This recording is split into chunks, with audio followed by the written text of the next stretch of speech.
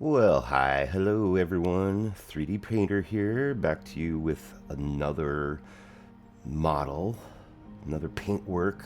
This time I'm doing Crystal's Octopus.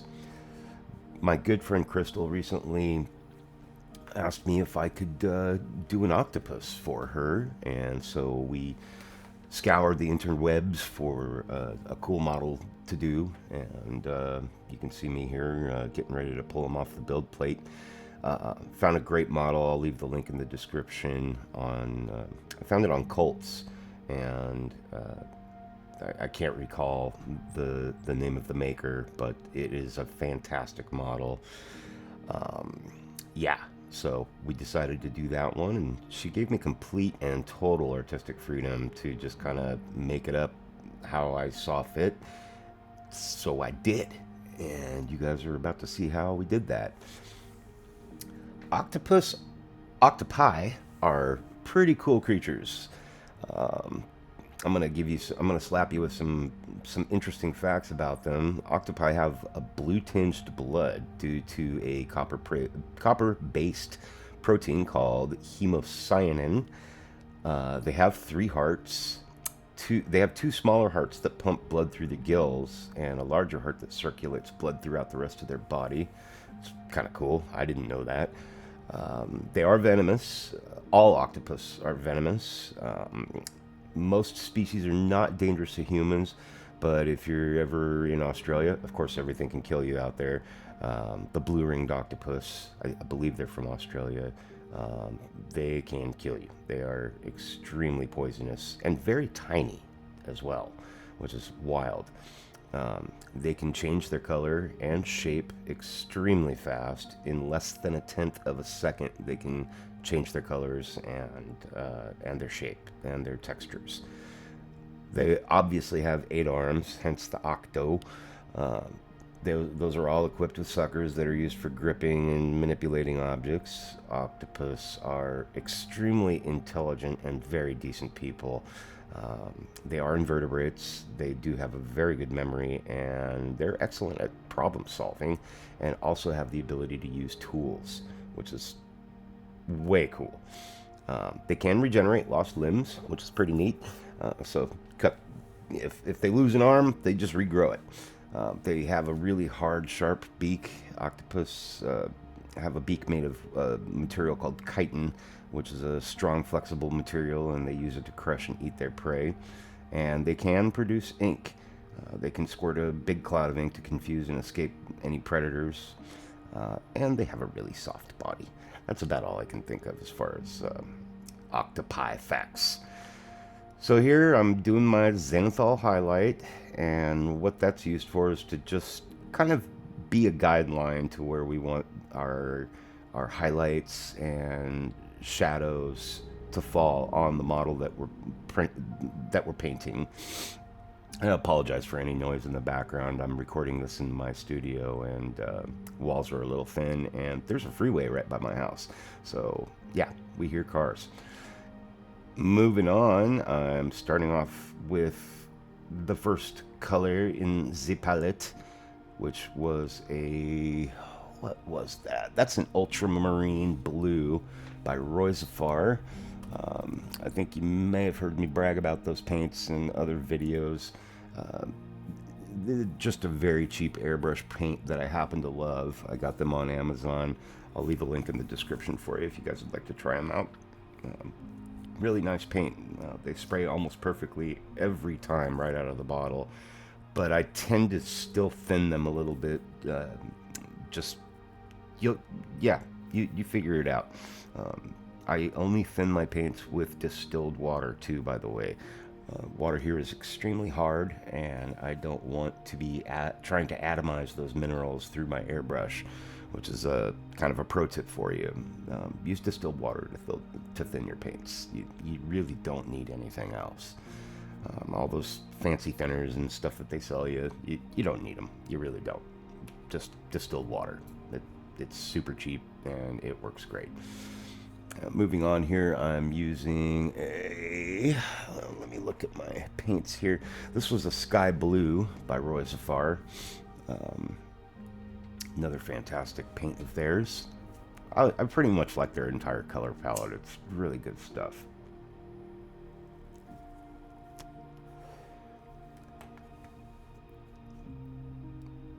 Not going to do a hell of a lot of talking in this video. Don't really need to. It kind of explains itself.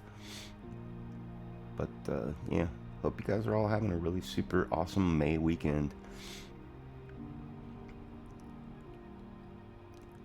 So you can see I'm just bringing up the volume in this model by adding some lighter blue on top of that darker blue. I'm kind of just using that dark blue as a shadow. I wanted the octopus to look like it was in the midst of changing its color. So I used quite a few colors that complement each other and some contrasting colors as well, just to mix it up a little bit. And you'll see that as we get along here in the video. I'll take this opportunity to also thank all of my subscribers, new and old. I really, really appreciate you guys being here and watching my videos and going on this journey with me. Boy, YouTube there's a hell of a lot more to it than I could have possibly imagined, and I'm doing everything I can to improve this channel and my videos, learning how to edit, investing in some newer equipment. I recently got an iPad. I don't know what took me so long to get one, but I absolutely love this thing. And yeah, I'm still using my phone to record videos, though. I'm not wasting money or spending money on any super expensive gear yet. Maybe if I get this channel monetized someday, I can quit my day job and start putting some more money into this. But I really don't want my channel to be all overproduced and flashy and coming at you like a spider monkey or anything like that. I like keeping it a little punk rock. So here I'm using it was a blue green by Roizefar. You can see that in the upper right hand corner there. That's the color, and I'm just kind of adding that to the blues that I already have down. And this is just adding a little more depth and volume to those blues. I was just having fun, really. I really wasn't sure where to go with this guy, and I was feeling blues and greens and yellows and stuff, you know, kind of all complementary colors. This is a technical paint by Citadel that I'm using right now. I do not know how to pronounce this. Citadel is known for giving their paints some pretty wacky names, but it's Anycubic oxide. I probably totally murdered that name, but it's a great technical paint if you're doing weathering on model that's got like metal parts and stuff like that. You know, it looks like a copper oxide. It's pretty cool stuff.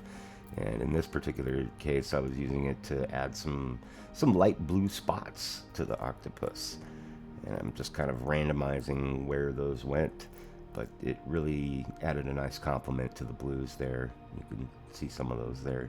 You can zoom in, check it out. Boom, I'll zoom in for you. So here I'm just using dark purple by Roizefar as well. I almost predominantly used nothing but Roizefar paints on this model. They're just great paints, and I love them. So yeah, like I said, I'll leave a link in the description for those if you ever want to check them out. Very, very, very affordable, and they work great and last a long time. Now here I'm just adding this purple to the shadow portions, just kind of randomizing where I wanted that to go. Just another color that the octopus is capable of changing to. Not sure what he was trying to blend in with, but whatever it was purple and blue and yellow and all that crap. I'm just being very random here as far as where I'm putting it. Just putting it where I felt it needed to go. Pretty simple.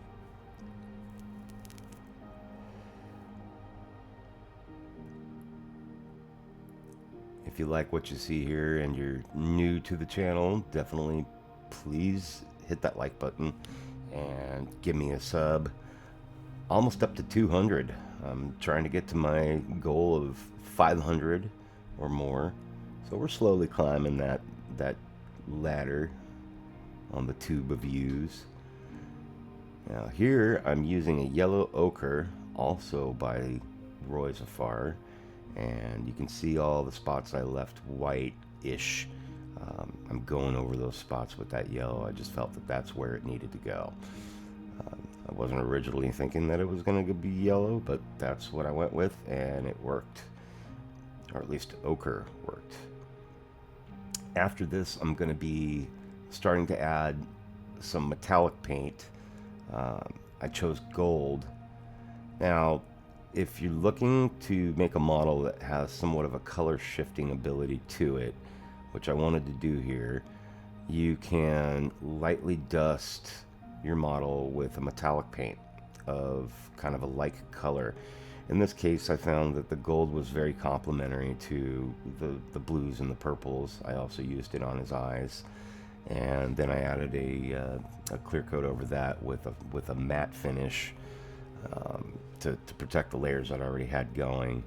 Now here I'm starting to add that gold to the yellows or the ochre parts of the model and some of the blues. And when I'm finished there, I'm going to give the entire model a real light dusting, spraying pretty much from one direction, so that depending on which way you were looking at the model, it would change, it would shift in color a little bit. It worked out fantastic.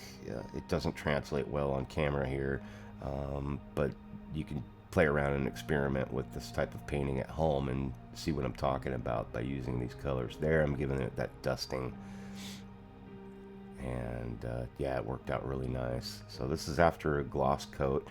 I'm using my wife's stolen hairdryer, or I stole it from my wife, let me be specific.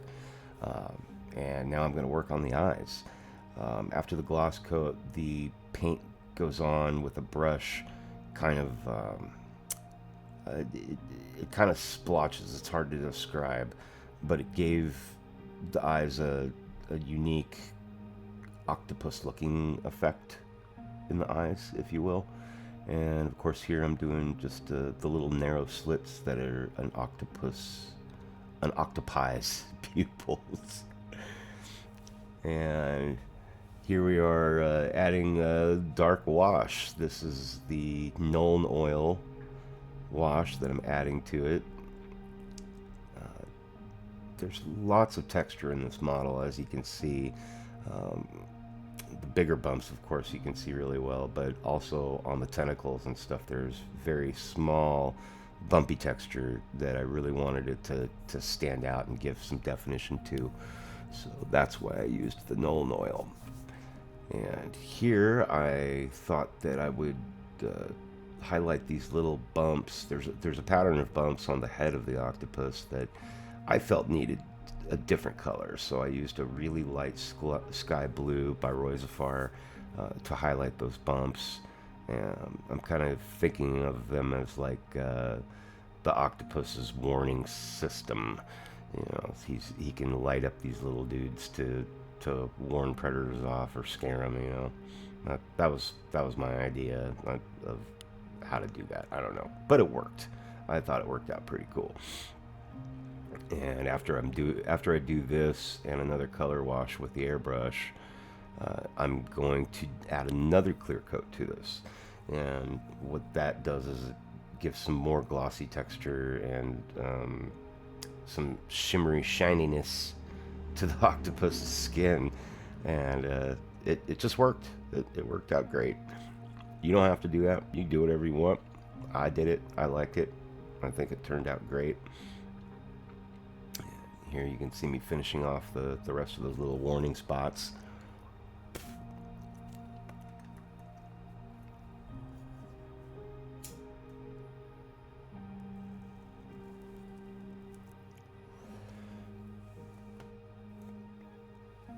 Alright. And I think we're about done with those. Just touching them up a little bit. Adding a little more width to them. Boom. Off to the next. So here I'm using Drakenhof Nightshade by Citadel to hit some parts of the body that I felt needed a little more shadow and texture to it. Sprayed it on pretty heavy in certain parts to get into those little cracks and crevices and bumps and stuff. It worked out really nice, especially once I put the last clear coat on there. Really helped it pop and sell the effect. Yeah, you can kind of see that there. Everything's very sped up in this video, of course, because, yeah, I don't think you want to sit and watch me paint this thing for, I think I put about 15 hours into this one total over the course of a week and a half. And here I'm just dry brushing on some magenta by, what was it? Pro Acryl. It's a new paint that my friend Sarge over at Sargent Digital Designs recommended I give a try. So I recently acquired some Pro Acryl paints, and that was my first try with any of them, and I really like the way it dry brushed on. Boom! Please like and subscribe. Thanks again, you guys, for watching. Really appreciate you being here. Love you guys. Happy 3D printing and happy painting, and enjoy the glamour shots. Love you guys. Have a great weekend. Toodles.